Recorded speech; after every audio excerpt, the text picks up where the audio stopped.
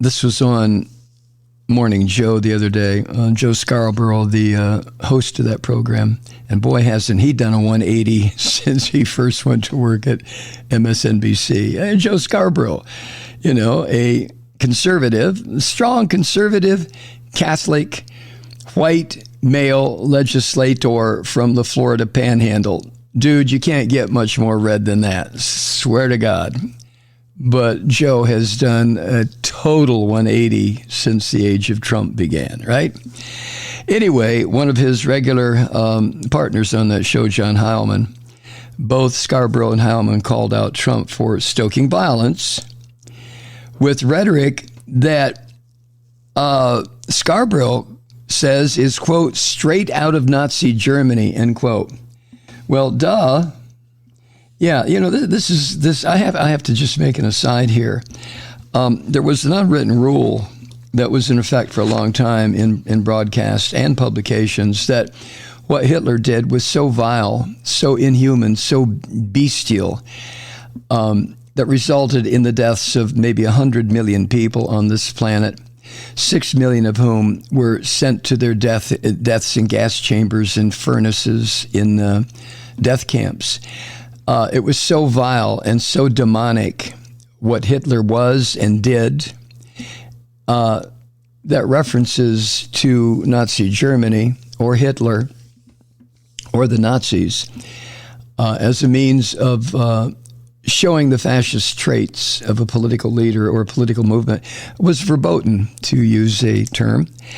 You weren't supposed to do it because of the uniqueness of the horror that this devil, Adolf Hitler, brought to the planet.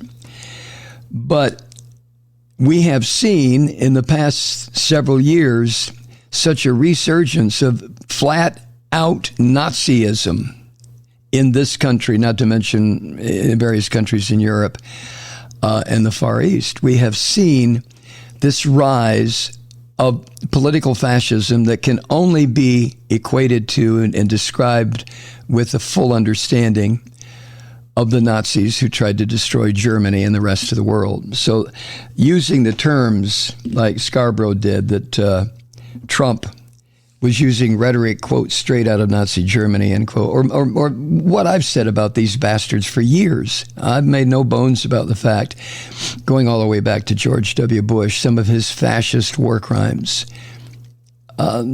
identified as such by what we insisted on holding the German high command responsible for at Nuremberg after World War II. You can't escape it. There's no way we can escape. If we're going to judge this person by standards that we have determined are criminal, and then another person does exactly the same thing, and the second person happens to be American, and the first person happened to be a Nazi, then the second person has to be judged by the same standard, or it displays a kind of sick hypocrisy that this country has become known for in so many other countries. It's just the way it is, folks. But I digress. As you know, the Orange Vomit has been using language that very familiar to his calls for action ahead of the January 6th insurrection, as Alvin Bragg, the Manhattan DA, closes the net around this filthy pig. And the Morning Joe crowd believed that Trump was trying to threaten the prosecutor. Well, you don't have to have an IQ above that of a gently stewed rhubarb stalk to realize, hell yes, that's what he was doing. But this is what John Heilman said, quote, "What is taking place here in New York City over the course of the week, you had from the moment that Trump came out on Truth Social last weekend and called on his supporters to protest, some would say that was incitement to riot. Some would say it was reminiscent of the calls you put out before January 6th. Echoes were strongly there. You saw, the police barricades were laid out throughout New York City. We saw those. We saw the footage. I saw it here in the city. And you had the police department told its officers to go out in dress blues and project some sense of force," end quote, John Heilman. Now, what he was talking about, and this was in today's not podcast, but today's Morning Joe on MSNBC. What Heilman was referring to is the Orange Vomits post on Thursday that referred to Alvin Bragg as an animal and human scum who was, quote, doing the work of the devil, end quote. You see what Trump is doing? He is reaching inside the twisted brains of these Christian fascists and using the terms necessary to provoke them into violence. Doing the work of the devil.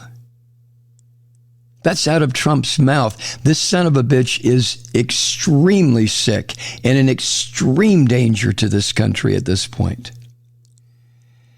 Heilman added that Trump sounded, quote, an anti-Semitic dog whistle by tying or attempting to tie Alvin Bragg to the billionaire philanthropist George Soros, who happens to be a Jew.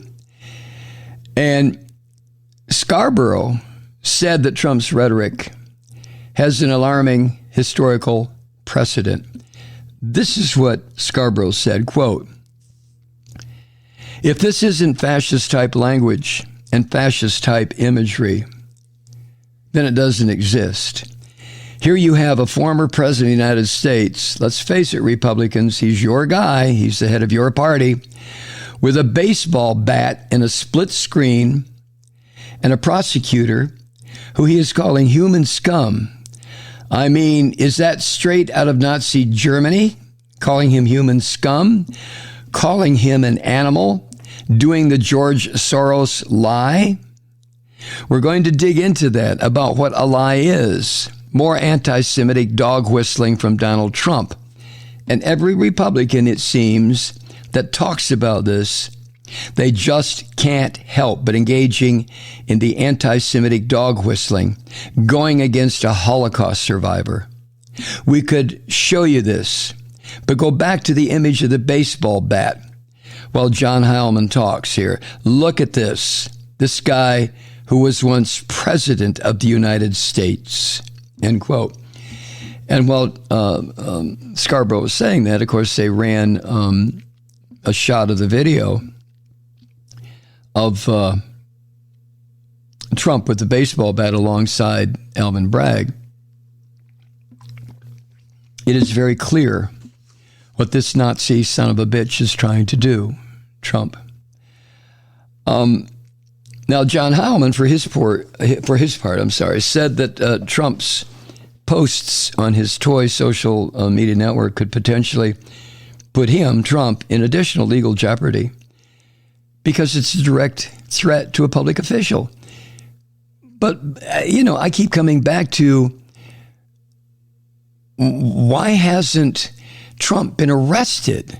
I mean, if this guy's name was Mohammed Ben whatever, and he was an Islamic provocateur in this country trying to stir up anti-American sentiment against government agents or agencies, he would have been arrested.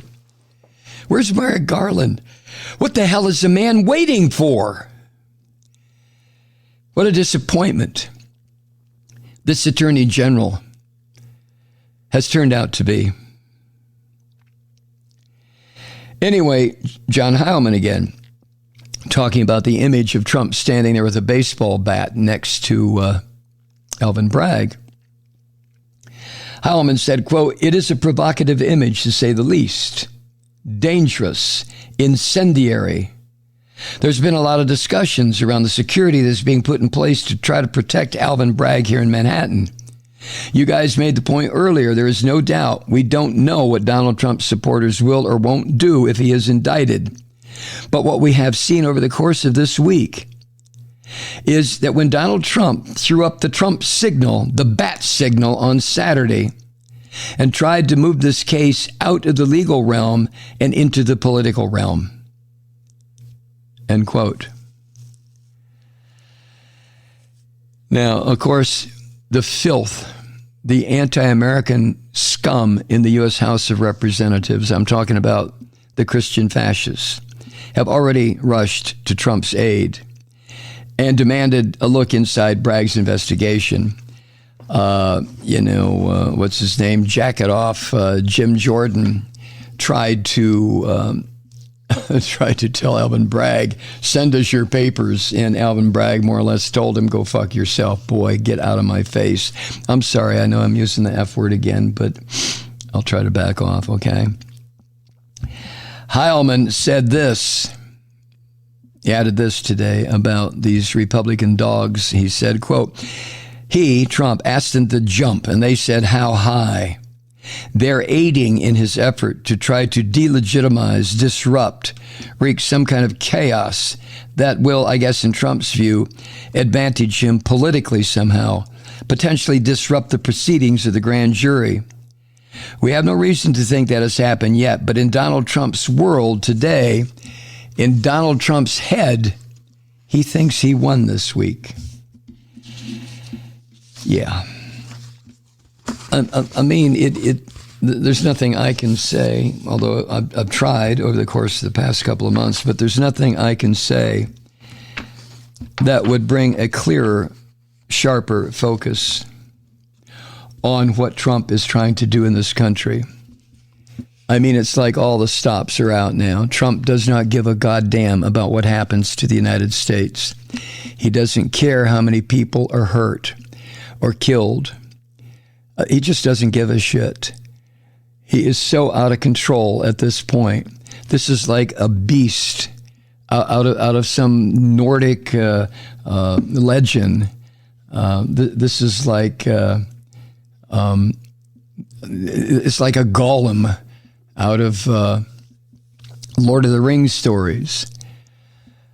Trump, or Lord Sauron, or whoever. Or a devil. This is what Trump has become. This is what he is trying to unleash on this country, the kind of terror that every wannabe fascist dictator has always resorted to. It's difficult for me. I don't know how you handle it, but it's difficult for me not to get so enraged about this son of a bitch that I start getting out of control like that. It just, like I've said before, I love this country. I just can't stand the scene. And I know the scene could be cleaned up enormously if these fascist scum in our government, in the legislative branch, and outside the government, like these punk-ass, cowardly, little dickless militia boys and their leader, Donald Trump, if they were gone. If they were gone. And of course, they're not going to go away. Hi, Truth Seekers. Mike Malloy here. The Progressive Voices Network brings you commercial-free commentary from today's leading progressive radio hosts and pundits, like me, Mike Malloy, 24 hours a day. I'm not your typical old guy from the 80s or the 90s talk radio host, and Progressive Voices is not your typical talk radio network. It's a listener-supported nonprofit with no corporate control whatsoever over our broadcast. So hosts like me, Mike Malloy, are free to rant and scream and carry on about whatever we like. We're often controversial, but we're never boring. Weeknights, 9 p.m. in the East, 6 p.m. in the West on the Progressive Voices Network. Always progressive, always on. I'm Mike Malloy. Keep it lit.